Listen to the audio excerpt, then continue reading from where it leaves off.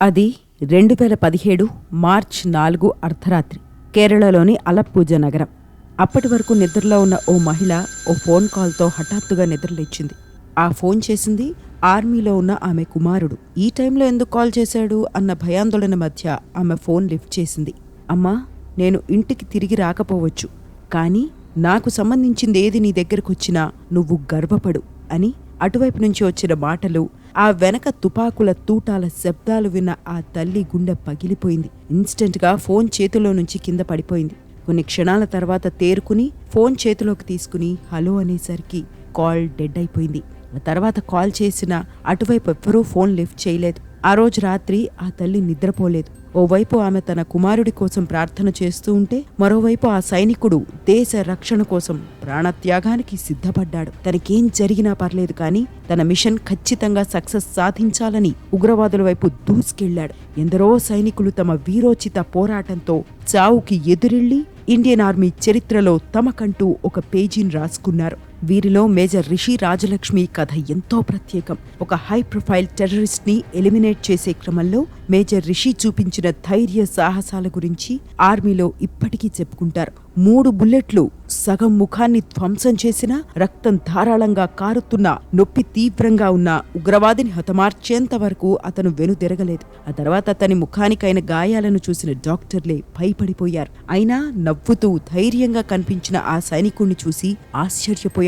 అంతేకాదు, ఉగ్రవాదులతో పోరాటంలో ఆ సైనికుడు చూపించిన ధైర్య సాహసాల గురించి తెలుసుకున్న అప్పటి army chief general Bipin Rawat అతన్ని స్వయంగా వెళ్లి కలిశారు. ఈ వీడియోలో మేజర్ రిషి గురించి, ఆయన చేపట్టిన డెడ్లీ ఆపరేషన్ గురించి, అనంతర పరిస్థితుల గురించి నేను మీకు చెబుతాను. ఇండియన్ ఆర్మీ కథలు తెలుసుకోవాలని భావిస్తున్న వారికి ఈ వీడియో ఖచ్చితంగా నచ్చుతుంది. మీకు కూడా ఈ కంటెంట్ నచ్చితే ఈ వీడియోని తప్పకుండా లైక్ చేయండి, మన ఛానల్ని సబ్స్క్రైబ్ చేసుకోండి.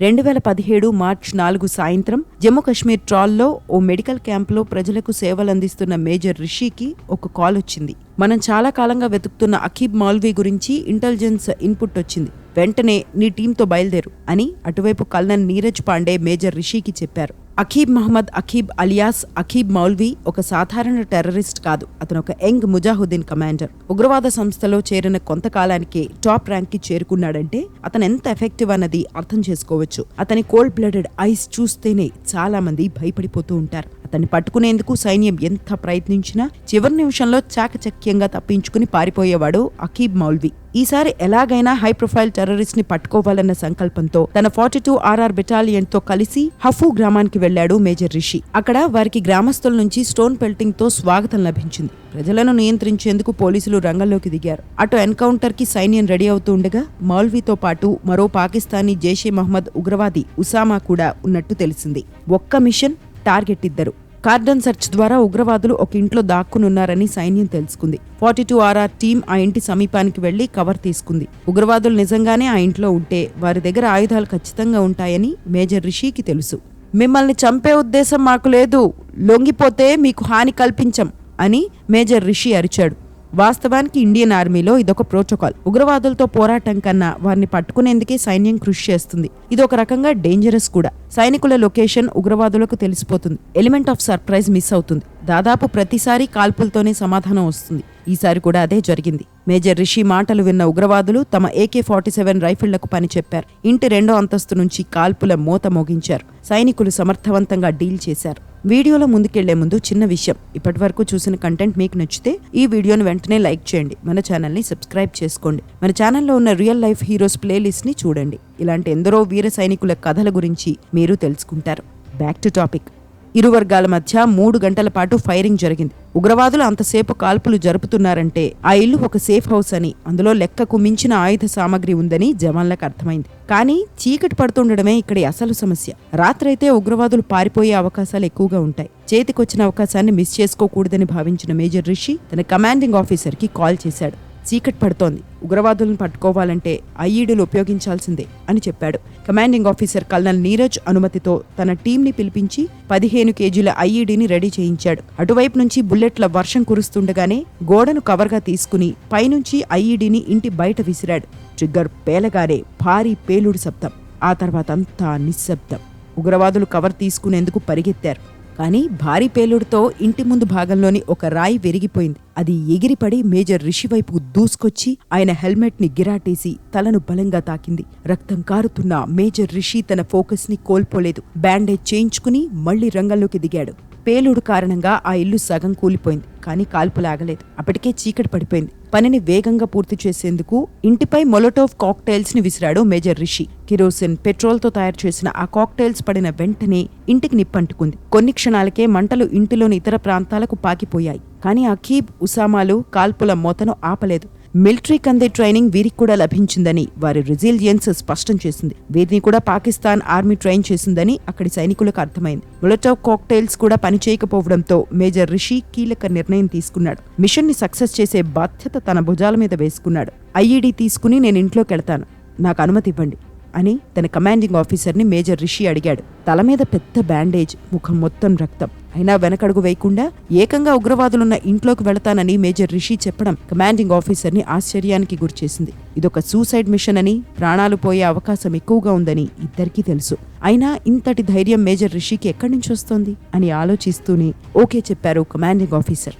ఈ మిషన్లో తన ప్రాణాలు పోయే ప్రమాదముందని గ్రహించిన మేజర్ రిషి తన తల్లికి కాల్ చేశాడు. నా నుంచి ఏం వచ్చినా గర్వపడు అని చెప్పాడు. తల్లితో ఫోన్ కాల్ అబ్రప్ట్ గా ముగిసిన తర్వాత 2 చేతుల్లో ఐఈడీలతో ఇంట్లోకి వెళ్లాడు మేజర్ రిషి.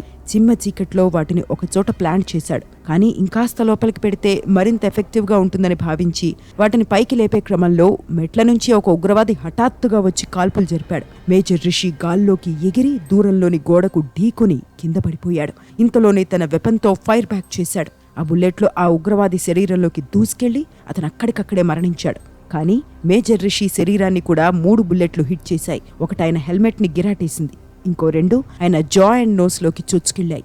ఈ విషయాన్ని దూరం నుంచి గమనించిన ఇతర సైనికులు మేజర్ రిషి వైపు పరిగెత్తారు. ఆయన్ని వెంటనే సురక్షిత ప్రాంతానికి తీసుకెళ్లారు. అప్పుడే మేజర్ రిషి ముఖాన్ని చూసిన సైనికులు భయపడిపోయారు. మేజర్ రిషి ముఖభాగంలోని ఒకవైపు పూర్తిగా ఎఫెక్ట్ అయింది. ఆయన స్పృహలోనే ఉన్నాడు, కానీ ఏం మాట్లాడలేకపోయాడు. ఎన్కౌంటర్ సైట్ నుంచి మేజర్ రిషిని వెంటనే శ్రీనగర్లోని 92 బేస్ హాస్పిటల్కి తరలించారు. ఆయన ముఖాన్ని చూసిన వైద్యులు షాక్ అయ్యారు. సగభాగంలో ఎముకలు, రక్తం కనిపించే విధంగా గాయమైంది. ఆ రోజు రాత్రి మేజర్ రిషి మీద ఎమర్జెన్సీ ఆపరేషన్ నిర్వహించారు. మరింత చికిత్స కోసం ఢిల్లీలోని ఆర్మీ రీసెర్చ్ రిఫరల్ హాస్పిటల్కి తీసుకెళ్లారు. అక్కడ స్పృహలోకి వచ్చిన మేజర్ రిషి ఆ ఎన్కౌంటర్లో మిగిలిన ఉగ్రవాదిని కూడా సైన్యం హతమార్చిందన్న విషయం తెలుసుకుని ఊపిరి పీల్చుకున్నాడు. కానీ ఆ ఎన్కౌంటర్లో అయిన గాయం నుంచి మేజర్ కోలుకోవడానికి చాలా సమయం పట్టింది. మొదటి 45 రోజులు ఏం మాట్లాడలేకపోయాడు, ఏమీ తినలేకపోయారు. ట్యూబ్ ద్వారా లిక్విడ్స్ లోపలికి వెళ్లాయి. అందుకే కొన్ని వారాల్లోనే 20 కేజీల బరువు తగ్గిపోయాడు.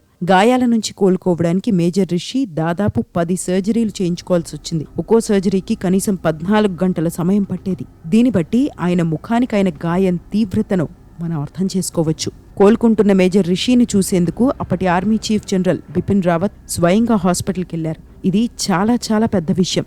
హాస్పిటల్లో ఉన్న రిషిని ఆయన తల్లి కలిశారు. కుమారుడు ప్రాణాలతో బతికుండడంతో దేవుడికి కృతజ్ఞతలు చెప్పారు. మేజర్ రిషి ధైర్య సాహసాలను గుర్తించిన భారత ప్రభుత్వం ఆయనకి సేనా మెడల్ని ఇస్తున్నట్టు ప్రకటించింది. ముఖం సగభాగాన్ని బ్లాక్ బ్యాండ్ తో కవర్ చేసుకుని 2017 ఆగస్టు 15న సేనా మెడల్ని స్వీకరించాడు మేజర్ రిషి.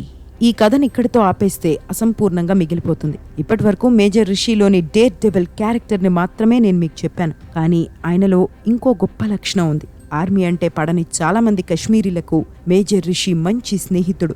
దేశ రక్షణ కోసం కశ్మీర్లో అడుగుపెట్టినప్పటి నుంచి అక్కడి ప్రజలను ఎప్పటికప్పుడు కలుస్తూ వారితో మంచి బంధాన్ని ఏర్పరచుకున్నాడు. ముఖ్యంగా ట్రాల్ ప్రాంతంలో ప్రజలు మేజర్కి చాలా క్లోజ్, ఒక ఇంటి సభ్యుడిగా చూసేవారు. ఇందుకు కారణం కూడా ఉంది. ప్రజలు తమ నిత్య జీవితంలో ఎదుర్కొంటున్న సమస్యలను పరిష్కరించేందుకు మేజర్ రిషి చాలా ప్రయత్నించాడు. దీనివల్ల అక్కడి ప్రజలకు ఇండియన్ ఆర్మీపై, మేజర్ రిషిపై నమ్మకం పెరిగింది. మేజర్ రిషిని ముద్దుగా ఖాన్ సాబ్ అని పిలుచుకునేవారు. అంతేకాదు, ఉగ్రవాదులుగా మారిన యువకుల తల్లిదండ్రులతో కూడా మేజర్ రిషికి మంచి స్నేహం ఉంది. కొన్ని కఠిన పరిస్థితుల్లో వారి గ్రామాలపై దాడి చేయాల్సి వచ్చినప్పుడు ప్రజలే మేజర్కి సాయం చేసిన సందర్భాలు చాలా ఉన్నాయి. అందుకే నాటి ఎన్కౌంటర్లో మేజర్ రిషి తీవ్రంగా గాయపడ్డాడని తెలిసి ట్రాల్లోని చాలా మంది బాధపడ్డారు. మరుసటి రోజు ఆర్మీకి ఫోన్ల మీద ఫోన్లు చేశారు. మా ఖాన్ సాబ్కి ఏమైంది, ఎలా ఉన్నాడు చెప్పండి అని చాలా మంది ప్రశ్నల వర్షం కురిపించారు. ఒక యువకుడైతే మా రిషికి ఏం జరగకూడదని ప్రార్థిస్తూ ఫోన్లోనే ఏడ్చేశారు. దేశ రక్షణే కాదు, ప్రజలతో మైత్రి కోసం పాటుపడిన మేజర్ రిషి కథ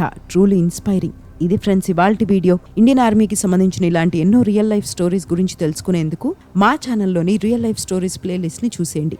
ఈ కథ సోర్స్ ఇండియాస్ మోస్ట్ ఫియర్లెస్ 2 పుస్తకం. మీకు వీలున్నప్పుడు ఆ బుక్ ని చదవండి. You will love it. ఇక మేజర్ రిషి కథ మీకు నచ్చితే ఈ వీడియోని లైక్ చేయడం మర్చిపోకండి.